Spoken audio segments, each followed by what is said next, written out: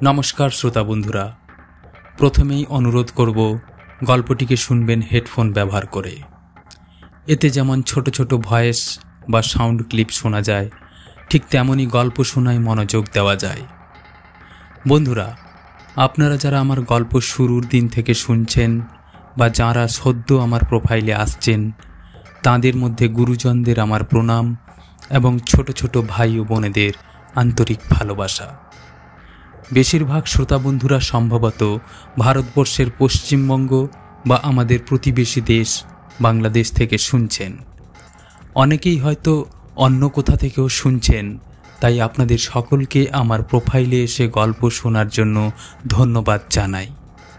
কিন্তু বন্ধুরা, আপনারা যারা আমার গল্প শুনছেন তাদের অনুরোধ করব আমার মতো উদীয়মান গল্প পাঠকের দিকে সহযোগিতার হাত বাড়িয়ে দেবেন।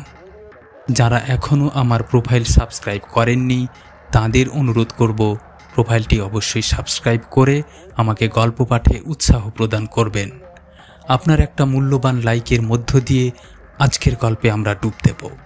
আপনার সুন্দর আঙুলের ছোঁয়ায় আমার প্রোফাইলের সৌন্দর্য বেড়ে উঠুক, এই কামনা করি।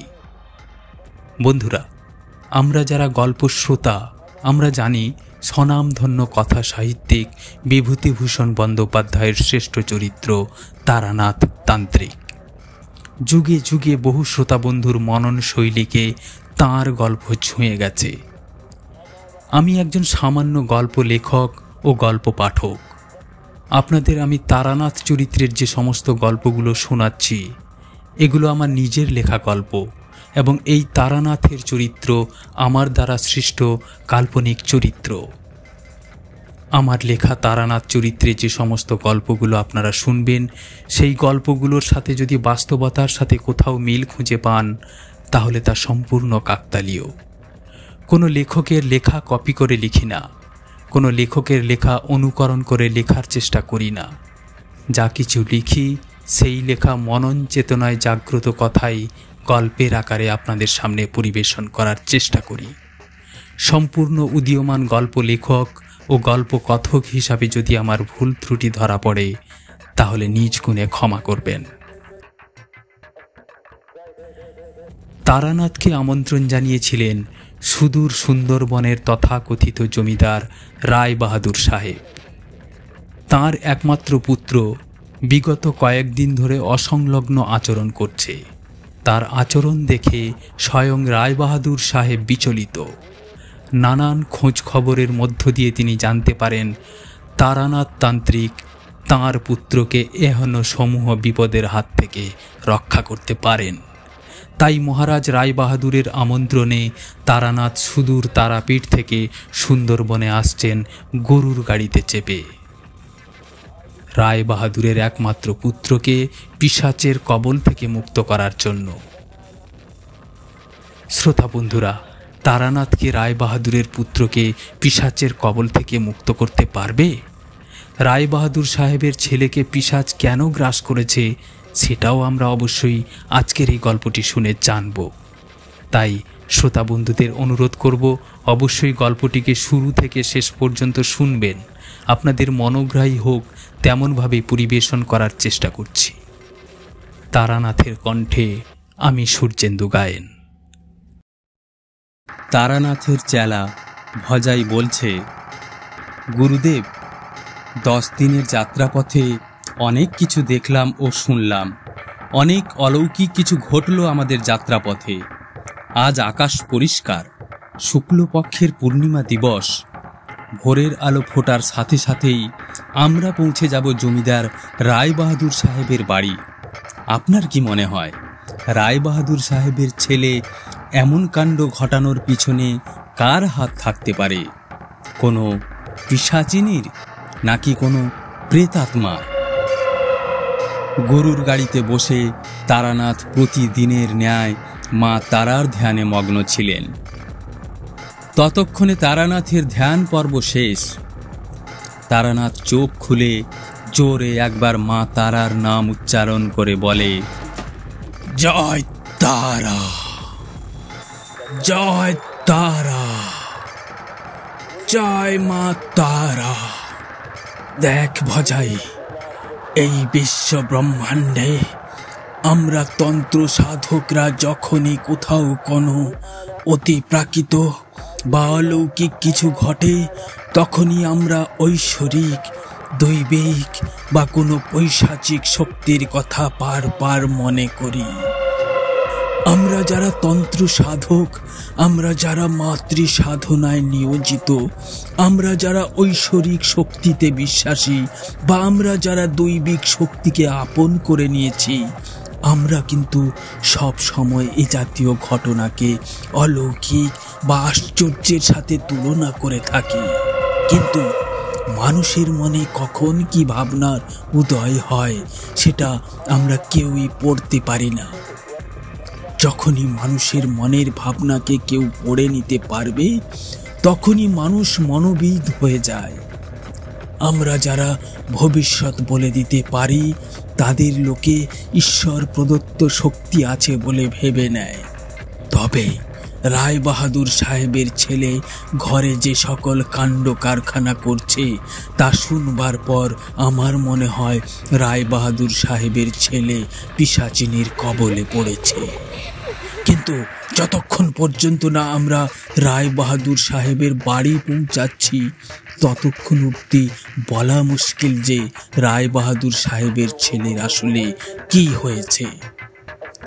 আমরা কাল বিলম্ব না করে রায় বাহাদুর সাহেবের বাড়ি পৌঁছে তার ছেলের সুস্থতা কামনা করব এবং তার ছেলেকে সমূহ বিপদের হাত থেকে বাঁচানোর জন্য যা খুশি করণীয় তাই করব।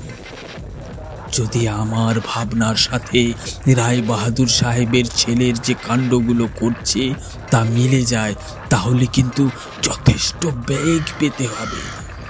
ওই পিশাচিনী রায় বাহাদুর সাহেবের পুত্রের আত্মার সাথে মিশে যেতে পারে। তার আগে আমাদের প্রয়োজনীয় ব্যবস্থা করতে হবে। তবে চিন্তা নেই, তুই যেখানে আমার চেলা আর আমি যেখানে মায়ের সাধক, সেখানে আমার উপর দিয়ে বা আমাদের তন্ত্রবিদ্যার সামনে কোনো অশুভ আত্মা দাঁড়াতে পারবে না। আমাদের প্রাণপণ চেষ্টা করতে হবে রায় বাহাদুর সাহেবের ছেলেকে পিশাচিনীর কবল থেকে মুক্ত করবার। তারানাথ ও তার চেলা ভজাই যখন সুন্দরবন অঞ্চলে পৌঁছান, ঠিক তখনই তারানাথদের সাদর সম্ভাষণ জানাতে স্বয়ং রায় বাহাদুর সাহেব বিশাল বাদ্যযন্ত্র বাদকদের সাথে উপস্থিত হয়েছেন। তারানাথকে এক প্রকার রাজকীয় ভঙ্গিমায় স্বাগত জানিয়ে নিজের বাড়ির উদ্দেশ্যে রওনা দিলেন রায় বাহাদুর সাহেব। তারানাথ যখন রায় বাহাদুর সাহেবের বাড়ির উদ্দেশ্যে রওনা দিয়েছেন, ঠিক তখনই রায় বাহাদুর সাহেবের ছেলে বাড়িতে তুমুল কাণ্ড ঘটাচ্ছে। অর্থাৎ রায় বাহাদুর সাহেবের ছেলে যে ঘরের মধ্যে রয়েছে, সেই ঘরের ভেতর থেকে নিজের মলমূত্র, দুর্গন্ধযুক্ত পচা মাংস ও মদিরার পাত্র জানালা দিয়ে ছুঁড়ে ছুঁড়ে মারছে এবং এক অদ্ভুত ও নিষ্ঠুর হাসি হেসে চলেছে। কখনো কখনো গোঙানির শব্দ কানে আসছে, আবার কখনো কখনো অট্ট হাসিতে ফেটে পড়ছে। যে হাসি রায় বাহাদুর সাহেবের ছেলের ঘরের ভেতর থেকে আসছে, ওই হাসি যেন অত্যন্ত ক্রুদ্ধ, হিংস্র ও ভয়ানক হাসি, যা শুনে রায় বাহাদুর সাহেবের পরিবারের অন্যান্য সদস্যরা ভীত ও সন্ত্রস্ত। জঙ্গল পথ ধরে রাজবাড়ি যাওয়ার পথে তারানাথ এক বিশাল বটগাছ দেখতে পান। বেশ পুরনো বটগাছ। তারানাথ গরুর গাড়ি দাঁড় করালেন, তারপর সেই বটগাছের দিকে তাকালেন। বেশ কিছুক্ষণ পর্যবেক্ষণ করবার পর তারানাথ গট গট করে সেই সুবিশাল বটতলার দিকে এগিয়ে গেলেন। সবাইকে বললেন বাদ্যযন্ত্র বাজানো বন্ধ করতে। চেলা ভজাইকে বললেন, এই স্থানটা পরিষ্কার কর ভজাই, 3.5 হাত জমি পরিষ্কার কর, তারপর দেখছি কি করা যায়। চেলা ভজাই স্থানটি পরিষ্কার করে দিতে তারানাথ মনে মনে এক অদ্ভুত মন্ত্র আওড়ে সেই স্থানে ছাই ভস্য নিক্ষেপ করলেন। সঙ্গে সঙ্গে ওই 3.5 হাত জমিতে দাউ দাউ করে আগুন জ্বলতে শুরু করে। তারপর আবার গরুর গাড়িতে চেপে রায়বাহাদুর সাহেবের জমিদার বাড়ির উদ্দেশ্যে রওনা দিলেন তারানাথ। তারানাথ যখন রায়বাহাদুর সাহেবের বাড়ি পৌঁছান তখন রায়বাহাদুর সাহেবের ঘরে শ্মশান সমান নীরবতা। বাড়ির প্রত্যেক সদস্যের চোখে মুখে আতঙ্ক ও ভয়ের ছাপ স্পষ্ট। তারানাথ বাদ্যযন্ত্র বাজাতে নিষেধ করলেন। তারানাথ বলছেন, আমি আপনার গৃহে এসেছি, ওই পিশাচিনী জেনে গেছে। তবে ওই রাক্ষসী সম পিশাচিনী আপনার গৃহে বর্তমানে নেই, কিন্তু সে আজ ঠিক রাত 8 ঘটিকায় আপনার গৃহে আসবার চেষ্টা করবে। তার আগে আমাদের এক যজ্ঞের আয়োজন করতে হবে। সেই যজ্ঞ প্রক্রিয়া ভোরের আলো ফোটার আগেই সম্পন্ন করতে হবে। আপনারা কেউই ভয় পাবেন না, আর কেউ আপনার বাড়ির বাইরে বেরিয়ে যাবেন না। রক্ত সম্পর্কিত সকলকে এই ঘরেই অবস্থান করতে হবে। ভজাই, তুই এক কাজ কর, এই ছাই ভস্য ঘরের চারিদিকে ছড়িয়ে দিয়ে আয়। যজ্ঞকর্ম সুসম্পন্ন করবার জন্য তারানাথ 5 ব্রাহ্মণ জোগাড় করবার আদেশ দিলেন। তবে যে সকল ব্রাহ্মণ শুদ্ধ বসন, শুদ্ধ আসন আর শুদ্ধ মননের, তাঁদের আমন্ত্রণ জানাতে হবে। যজ্ঞকর্ম সুসম্পন্ন করবার জন্য যে সকল উপকরণের প্রয়োজন তা জোগাড় করতে বললেন। চেলা ভজাই উপকরণ জোগাড় করতে সহযোগিতা করছে। জমিদার রায়বাহাদুর গ্রামে খবর পাঠালেন 5 ব্রাহ্মণ যেন অতি অবশ্যই উপস্থিত হন।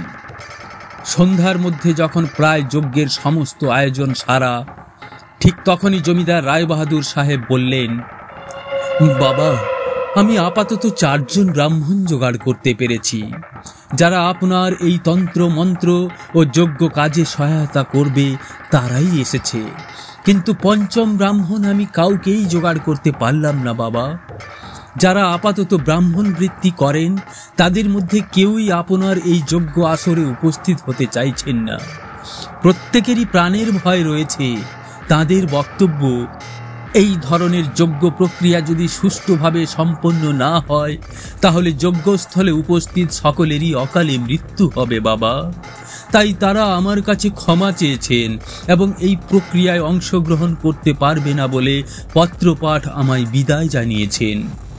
আমার করণীয় কি আপনি যদি বলেন তাহলে আমি ধন্য হই বাবা।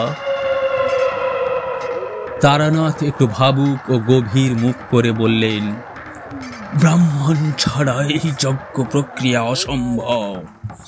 তবে একটা উপায় আছে, কেবলমাত্র আপনার রক্ত সম্পর্কিত যে কেউ উপস্থিত থাকতে হবে।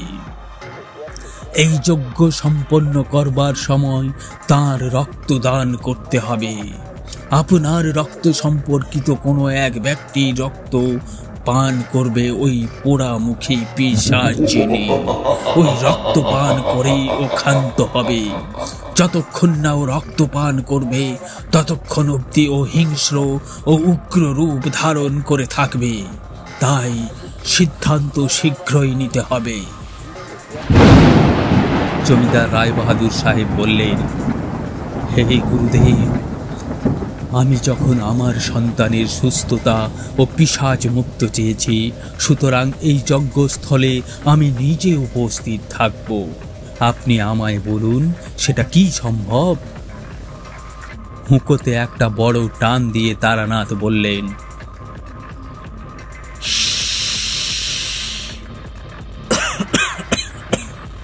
অতি উত্তম। আপনি শুদ্ধ বস্ত্র ও শুদ্ধ মননের মানুষ, কিন্তু আপনাকে আপনার মন বিচলিত রাখলে চলবে না। আগে নিজের মন স্থির করুন, তারপর আপনি যজ্ঞস্থলে উপস্থিত হবেন।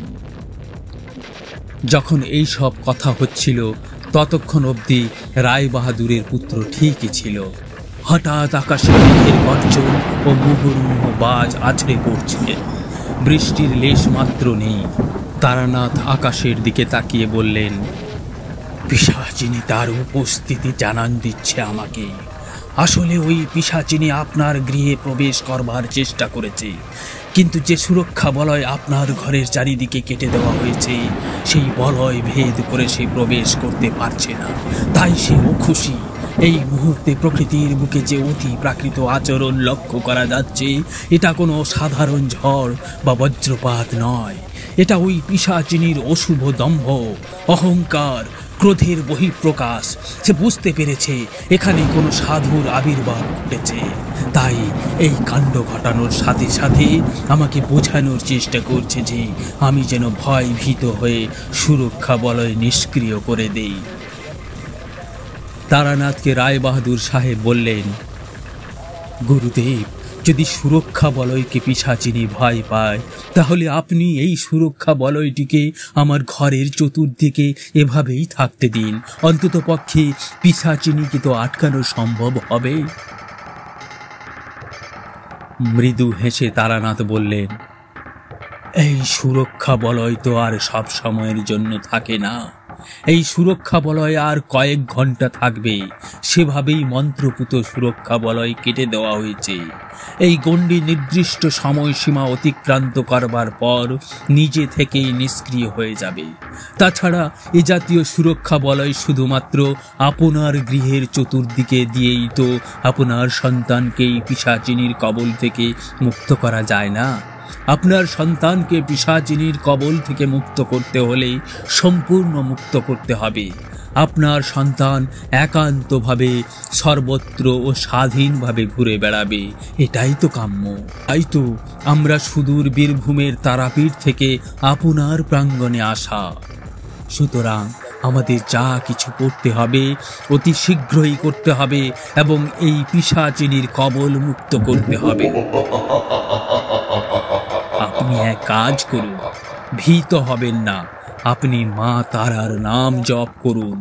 একটা সুনির্দিষ্ট কক্ষে, যেখানে কেউ আপনাকে অশান্ত করে তুলবে না, নির্জন ও নিরিবিলি কক্ষে মায়ের নাম জপ করুন। তারানাথের কথা শুনে রায়বাহাদুর সাহেব বিষয়টা বুঝলেন এবং তৎক্ষণাৎ একটা নির্জন কক্ষে গিয়ে শুদ্ধ বসনে মা তারার নাম জপ করতে বসলেন।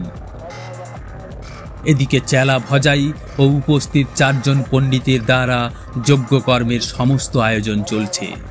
তখন প্রায় সন্ধে 7টা। তারানাথ সবাইকে বললেন, এবার আমাদের এগিয়ে যেতে হবে ওই বট গাছের তলায়, যেখানে আমি অগ্নিকুণ্ডের সৃষ্টি করে এসেছি। ওখানে আজ যজ্ঞের আয়োজন সুসম্পন্ন করতে হবে। জমিদার সাহেবের ধ্যান ভঙ্গ হয় ভজাইয়ের ডাকে। জমিদার সাহেব যখন বাইরে বেরিয়ে আসেন, তখন প্রকৃতির বুকে অহরহ বিদ্যুতের ঝলকানি ও মেঘের গর্জন চলছে। এক কথায় তাণ্ডব চলছে। সেই ভয়ঙ্কর দৃশ্য দেখে জমিদার সাহেব বললেন, গুরুদেব, এমন দুর্যোগের দিনে আমরা কি বটগাছের তলা পর্যন্ত পৌঁছতে পারব? তখনই তারানাথ হুঙ্কার ছেড়ে বললেন, আমরা পারব, অবশ্যই পারব। এত বছরের তন্ত্র সাধনা করা, এত বছরের মুন্ড মালিনীর সাধনা, মা তারার সাধনা করার ফসল আমার ঝুলিতে রয়েছে। আপনারা প্রত্যেকে নির্ভয় থাকুন। আমি আগে আগে থাকব আর আপনারা পেছনে পেছনে আসবেন। আপনাদের গায়ে সামান্য বাতাস স্পর্শ করতে পারবে না। ব্রাহ্মণ পণ্ডিতেরা যখন জয় মা তারার জয়, জয় মা তারার জয় করে ধ্বনি দিচ্ছেন, ঠিক তখনই তারানাথ হাতে একটা প্রদীপের আলো নিলেন আর পেছনে চেলা ভজাইকে রাখলেন। তার পেছনে থাকলেন পণ্ডিতেরা এবং সর্বশেষে থাকলেন জমিদার রায়বাহাদুর সাহেব। তারানাথ যখন বাড়ির বাইরে বেরোচ্ছেন, ঠিক তখনই যেন একটা অদ্ভুত ও অলৌকিক ঘটনা ঘটল, যে ঘটনার সাক্ষী কেবলমাত্র রায়বাহাদুর সাহেবের পরিবারের অন্যান্য সদস্যরা থেকেছেন। সেটা হলো, এত ঝড় ও বজ্রপাতের মধ্যে যখন তারানাথ এগিয়ে চলেছেন, তখন তার হস্তে প্রজ্বলিত প্রদীপ দুরন্ত বাতাসে নড়ছেও না। প্রদীপের প্রভায় তারানাথ এগিয়ে চলেছেন, আর পিছু পিছু তাঁর সহযোগীরা আসছেন। তারানাথের এমন অলৌকিক ও দৈব শক্তি দেখে রায়বাহাদুর সাহেবের পরিবারের অন্যান্য সদস্যরা ঘরে বসে মা তারার নাম জপ করছেন। রায়বাহাদুর সাহেবের ছোট ছেলে তখনও কিছু বুঝে উঠতে পারছে না যে ওদের বাড়িতে আজ কি হচ্ছে। শুধু পরিবারের সদস্যদের জিজ্ঞেস করছে আজ বাড়িতে তান্ত্রিক এসে কি করছে। এই বিষয়গুলো জানবার চেষ্টা করছে, কিন্তু কেউই ছোট ছেলেকে বলছে না যে তাকে পিশাচিনীর কবল মুক্ত করবার জন্য তারানাথ তান্ত্রিক এসেছেন। শুধু বলা হচ্ছে যে বাড়িতে একটা পুজোর আয়োজন হয়েছে, সেই কারণে তান্ত্রিক বাবা এসেছেন, যজ্ঞকর্ম শেষ হলেই উনি চলে যাবেন। ঘুটঘুটে অন্ধকারে যজ্ঞের কাজ চলছে। তারানাথ 4 ব্রাহ্মণ, চেলা ভজাই ও রায়বাহাদুর সাহেবের সহযোগিতায় যজ্ঞ প্রক্রিয়া এগিয়ে নিয়ে চলেছেন। পিশাচিনী যাদের সাহচর্যে বেশি থাকে, অর্থাৎ শিয়াল, কুকুর, ভয়ঙ্কর বাদুর ও চামচিকেরা যজ্ঞস্থলের আশেপাশে ঘুরঘুর করছে এবং মরা কান্না শুরু করেছে। যজ্ঞস্থলে যে সুরক্ষা বলয় তারানাথ দ্বারা সৃষ্টি হয়েছে, সেই সুরক্ষা বলয় ভেদ করে কেউই প্রবেশ করতে পারছে না। অশুভ আত্মাদের মুহুর্মুহু চিৎকারে বটগাছের তলায় যেন এক ভয়ঙ্কর পরিবেশের সৃষ্টি হয়েছে। এদিকে রায়বাহাদুর সাহেবের বাড়ির চারিদিকে যে সুরক্ষা রেখা ছিল তা নিষ্ক্রিয় হয়েছে এবং রায়বাহাদুর সাহেবের ছোট ছেলের উপর পিশাচিনীর ভর করেছে। সেটা তারানাথ তাঁর অলৌকিক ও দিব্য দৃষ্টিতে বিলক্ষণ বুঝতে পেরেছেন। তিনি হুঙ্কার ছাড়তে ছাড়তে মায়ের শরণাপন্ন হলেন এবং মাকে রুদ্ররূপ ধারণের জন্য আহ্বান জানালেন। হে মা রুদ্ররূপী, হে মা জগৎ জননী, হে মা মুন্ডমালিনী, হে মা রক্ত সুন্দরী, হে মা অশুভ বিনাশিনী, হে মা রক্ত করবী, তুমি জাগ্রত না হলে এই পিশাচিনী তো জগৎ সর্বস্ব গিলে খাবে। যদি তুমি জাগ্রত না হও, আজ এই যজ্ঞকুণ্ডে আমার আত্মাহুতি দেব, তোমার শ্রীচরণে নিজের নাম লিখে দেব। বেশ কিছুক্ষণ একটা ভয়ঙ্কর ঝড় সব কিছু লণ্ডভণ্ড করে পুরো শান্ত হয়ে যায়। যজ্ঞের আগুন তখনও দাও দাও করে জ্বলছে। পাখিরা এখানে সেখানে পড়ে রয়েছে আর বাঁচার জন্য আর্তনাদ করছে। দূর থেকে মনে হলো কেউ যেন অট্ট হাসি হাসতে হাসতে এগিয়ে আসছে। তারানাথ বললেন, আয় আয় আয় পিশাচিনী, আয় রক্ত পিশাচিনী, আয় যৌন পিশাচিনী, আয় ভয়ঙ্করী, আয় মৃত্যুল্লাসিনী।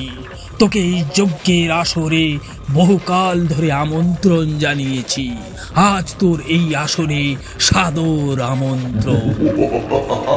পণ্ডিতেরা ও রায়বাহাদুর সাহেব দেখলেন তার ছোট ছেলে একটা বিভৎস মুখবলয় ও বিচ্ছিরি শারীরিক অবয়ব নিয়ে ঝরা পাতার উপর মচমচ শব্দে এগিয়ে আসছে। ওর 2 হাতে 2 বিকৃত নরমুণ্ড, টপ টপ করে রক্ত পড়ছে। পুত্রকে এই রূপে দেখে রায়বাহাদুর সাহেব ভাবুক হলেন। তারানাথ উঠে দাঁড়িয়ে পড়লেন। তার সেই সুদীর্ঘ আয়তন আগে কখনো কেউ দেখেনি। তারানাথ 2 বাহু প্রসারিত করে আহ্বান জানালেন, আয় আয় আয় পিশাচিনী, আয় রক্ত পিশাচিনী, আয় ভয়ঙ্করী, আয় মৃত্যুল্লাসিনী। তারানাথ রায়বাহাদুরের ছেলের গলাটা টিপে ধরে নিজের পদতলে আছাড় মারলেন। ততক্ষণে পিশাচিনী রায়বাহাদুর সাহেবের ছোট ছেলের শরীর থেকে বেরিয়ে গিয়ে বটবৃক্ষের আশপাশ থেকে হুঙ্কার ছেড়ে বলছে, তুই আমায় কোনোদিন বধ করতে পারবি না, তুই আমায় কোনোদিন তোর দাসত্ব বানিয়ে রাখতে পারবি না। আমি পিশাচিনী, আমি রক্ত পিপাসিনী, আমি যৌন পিপাসিনী, আমি ভয়ঙ্করী, সদা কুৎসিত। আমায় যদি রায় বাহাদুরের পুত্রের শরীর থেকে দূর করতে চাস, তাহলে আমায় রায় বাহাদুরের রক্ত চাই। সেই রক্ত যদি আমি এই মুহূর্তে পান না করি, তাহলে তোর যজ্ঞ কর্ম বন্ধ করে দেব। আমি জ্যান্ত পশুর মাংস চাই। পিশাচিনী যখন এই জাতীয় হুঙ্কার ছাড়ছে, ঠিক তখনই রায় বাহাদুর সাহেব উত্তেজিত হয়ে বললেন, আয় পিশাচিনী, আয় আয়, রক্ত পিপাসিনী আয়। তো রক্ত চাই, কত রক্ত চাই, আমি তোকে রক্ত দিতে প্রস্তুত। বলেই সম্মুখে পড়ে থাকা খড়গ নিয়ে নিজের হাতে কোপ মারলেন। তখনই টপ টপ করে রক্ত ঝরতে শুরু করে। হাসতে হাসতে রায় বাহাদুরের দিকে এগিয়ে আসে পিশাচিনী এবং তার কাটা হাতের কাছে বসে রক্ত পান করতে থাকে পিশাচিনী। চেলা ভজাই খড়গ তুলে নেয় এবং ছাগ বলি দেয়। তারপর সেই ছাগ রক্ত এবং মাংস টুকরো টুকরো করে পিশাচিনীর দিকে ছুঁড়তে থাকে। ধীরে ধীরে শান্ত হতে শুরু করে পিশাচিনী। তার মধ্যে যে বিশাল দানবীয় শক্তি ছিল, এক সময় সেই শক্তি হ্রাস পেতে শুরু করে।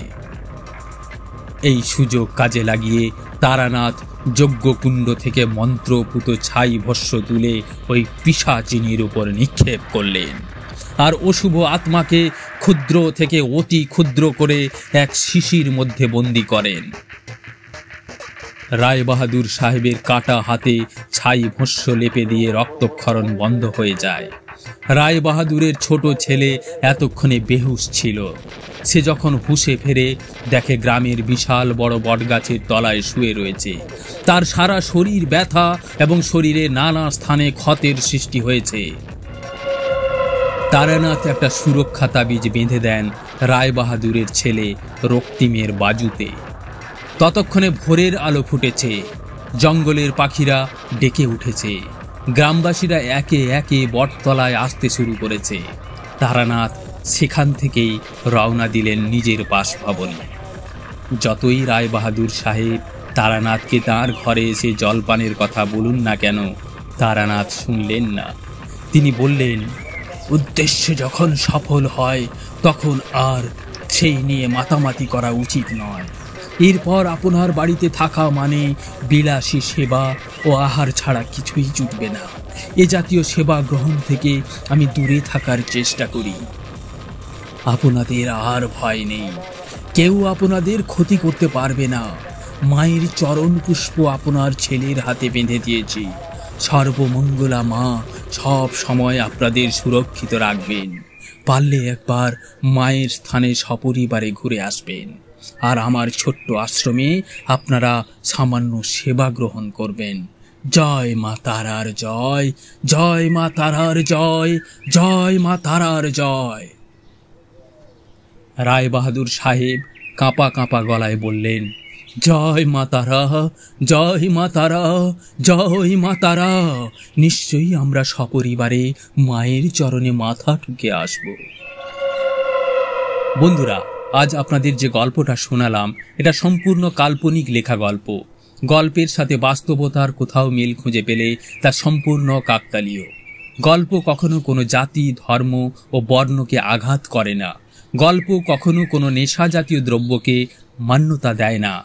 এ জাতীয় গল্প যদি আপনারা প্রতিনিয়ত শুনতে চান, তাহলে অবশ্যই আমার এই ছোট্ট পেজটিকে ফলো করবেন এবং আপনাদের মূল্যবান মতামত দিতে ভুলবেন না। আপনার একটা মূল্যবান মতামত আমায় গল্প পাঠে উৎসাহ করে। সকলে ভালো থাকবেন, সুস্থ থাকবেন, এই কামনা করি। নমস্কার।